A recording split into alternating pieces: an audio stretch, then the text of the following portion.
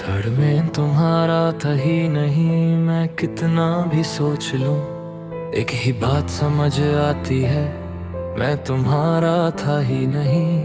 मैं बस अपनी तरफ से सब कुछ दे रहा था और तुम शायद बस ले रहे थे। मुझे लगता था हम दोनों सहमे पेज पे हैं, पर असल में मैं अकेला ही लिख रहा था स्टोरी।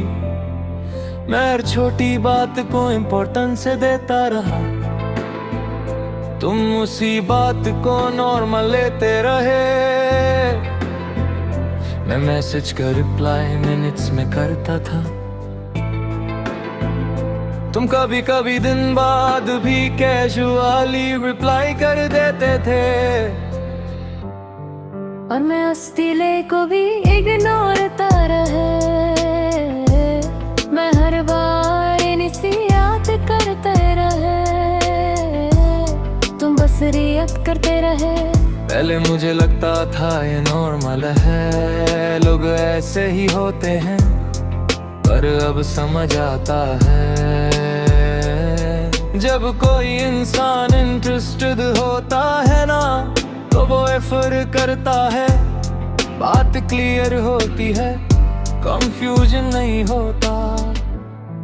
मैं ही था जो हर कंफ्यूजन को बना देता था। तुम्हारे छोटे छोटे एक्शंस को मैं प्यार समझ बैठा, और तुम्हारे साइलेंस को मैं बिजी कह के जस्टिफाई करता रहा। मैं कभी ये एक्सेप्ट नहीं कर पाया कि शायद मैं तुम्हारे लिए उतना इम्पोर्टेंट ही नहीं था। और जब फाइनली मैं चुप हुआ, जब मैंने पहला मैसेज नहीं किया, जब मैंने वेट करना बंद किया, तब भी कुछ नहीं बदला।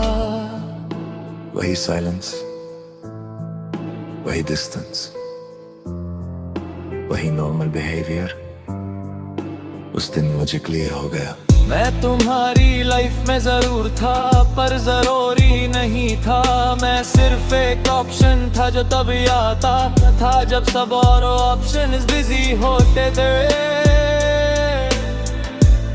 और मैं इस ऑप्शन को प्रायोरिटी समझ बैठा।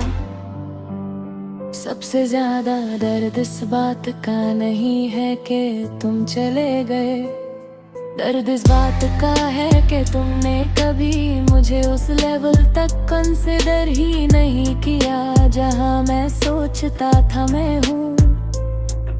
मैं आज भी अपने आप से एक ही सवाल करता हूँ, क्या मैं कभी तुम्हारा था भी? और जवाब हर बार एक ही होता है, शायद नहीं, मैं ही ज्यादा था इस कहानी में। और तुम बस थे बिना किसी कमिटमेंट के।